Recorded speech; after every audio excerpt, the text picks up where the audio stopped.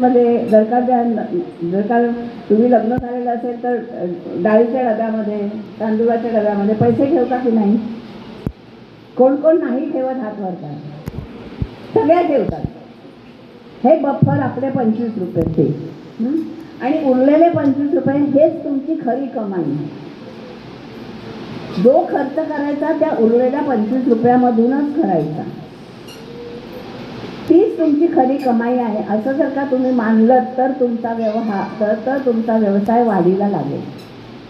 आणि एका वर्षानंतर जर का तुम्ही 25,000 रुपये कमावलेले असतील तर तुम्ही स्वतःला एक पत्र लिहा